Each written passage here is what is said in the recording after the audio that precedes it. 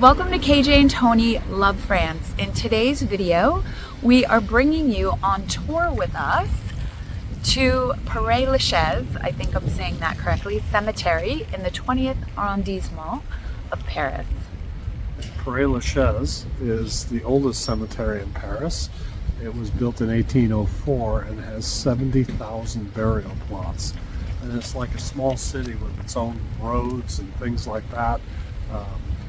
It seems from the pictures very crowded, but there's a lot of famous people that are buried there. Jim Morrison, who died in Paris, is buried there. Oscar Wilde, and many others. So we're looking forward to seeing all those famous burial plots. And right now we are in the 11th Arrondissement to meet our tour guide. And this tour was only $20 per person, so we will let you know at the end of the video what we thought of the tour. Are you ready? I'm ready. All right, let's go.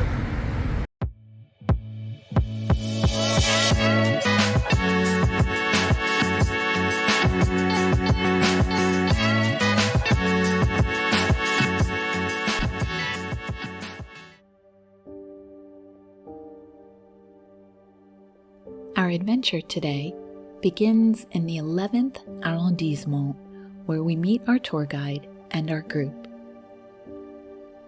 From there, it's just a short few blocks to the 20th Arrondissement and our destination.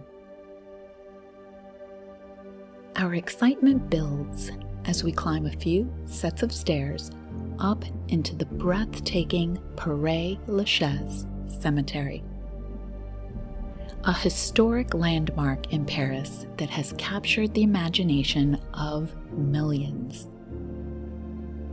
Established in 1804, this sprawling cemetery is not only a place of rest for the departed, but also a stunning open-air museum filled with history, art, and intrigue. Today we'll take you on a fascinating journey through some of its most famous grave sites and share the stories of the remarkable individuals who are buried here. From renowned authors and musicians to tragic figures and legends, Pere Lachaise is truly a place where history comes alive. Pere Lachaise spans over 110 acres and is the final resting place of more than 1 million souls. Its winding paths, towering trees, and ornate tombs make it one of the most visited cemeteries in the world.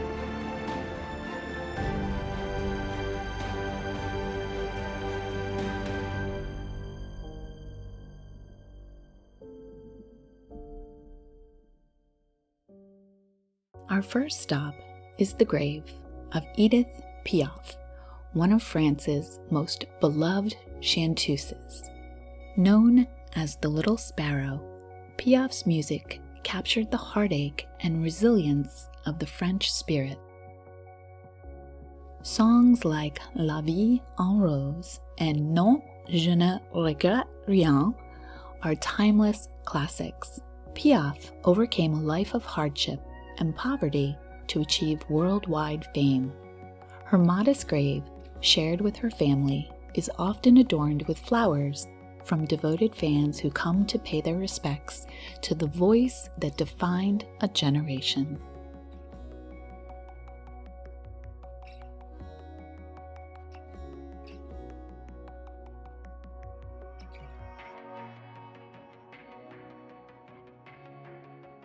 Next, we arrive at the tomb of Oscar Wilde, the Irish playwright, poet, and author of The Picture of Dorian Gray.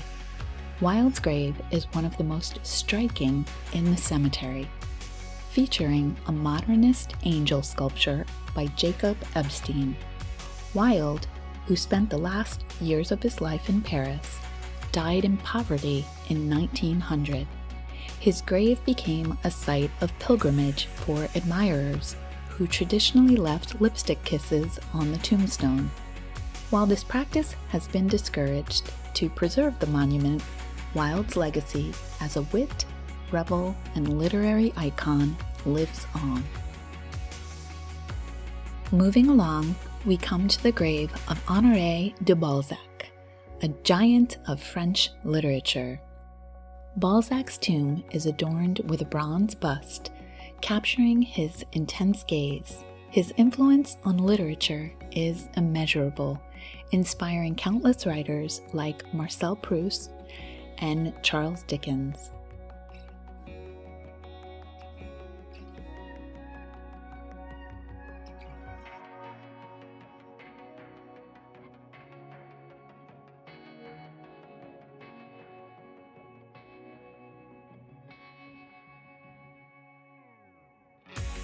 Now we visit the grave of Jim Morrison, the enigmatic lead singer of The Doors.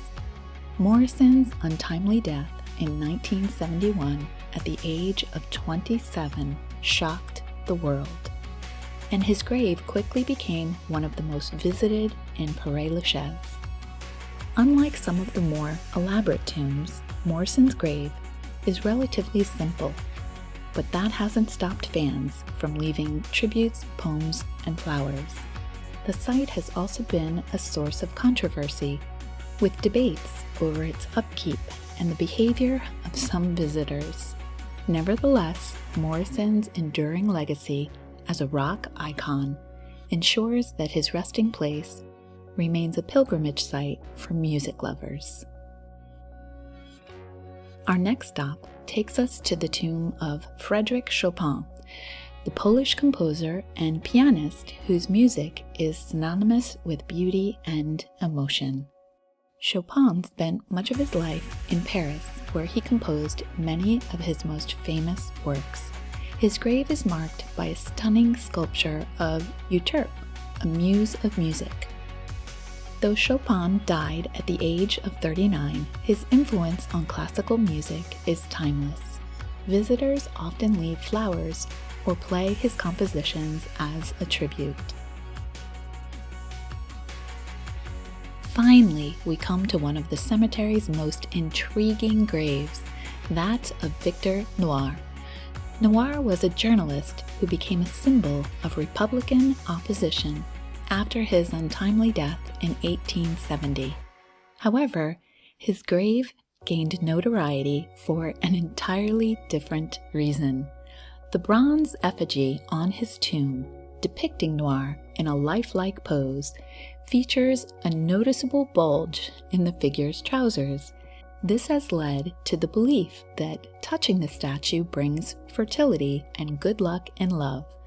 As a result, Noir's tomb is one of the most touched and photographed in the cemetery, making it a unique and somewhat whimsical stop on our tour. And so our journey through Pere Lachaise comes to an end. The cemetery is not just a place of mourning, but a testament to the lives and legacies of those who have shaped art, culture, and history. Whether you're drawn here by the stories of its famous residents, or simply to experience its tranquil beauty, Pere Lachaise offers a profound connection to the past and a reminder of the enduring power of human creativity and spirit. Thank you for joining us on this tour.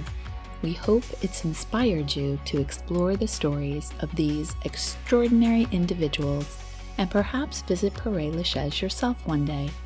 Until next time, au revoir.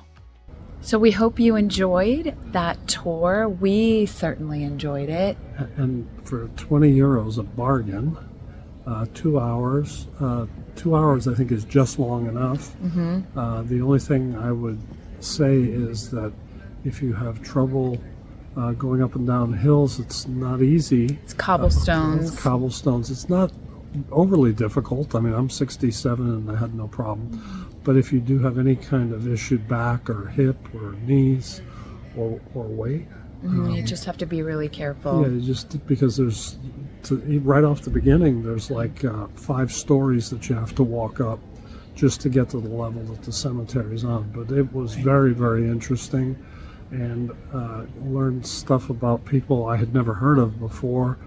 For example, a journalist who was very young, who 22, was delivering a message to Napoleon, and Napoleon's nephew answered the door and didn't like the message, so he shot him and killed him. And he's buried here, but his in copper is his body just facing up, and very, very interesting. Yeah, and there's a great story about him and a lot of others too, which is why taking a tour, I think, is the way to go, especially for $20. You can't beat it, and our tour guide was fantastic. But if for some reason you can't do a tour, what we learned is that when you come in, there's a sign, Pere Lachaise, and it lists all of the famous people that are buried here.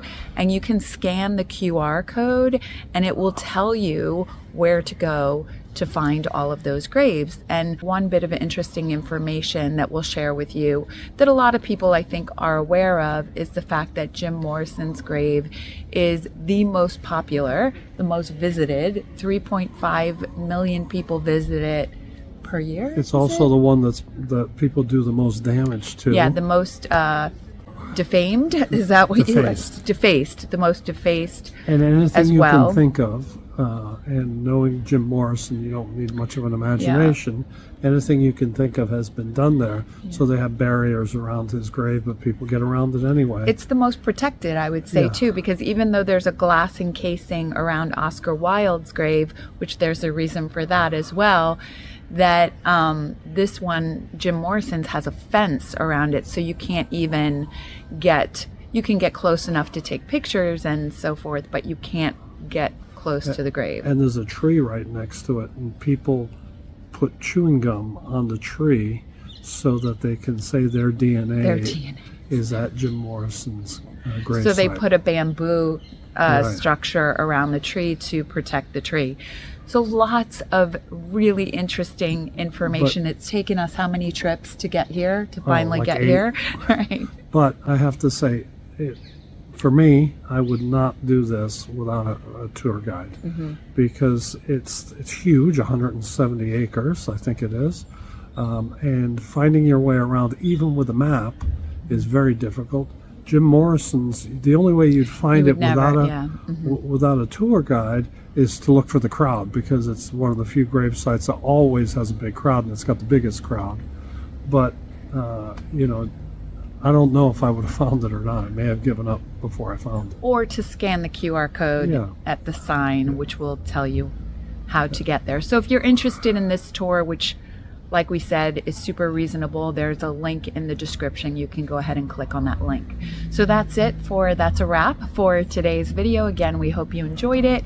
We hope you'll come back and join us again for the next video. Until then, à bientôt. Au revoir.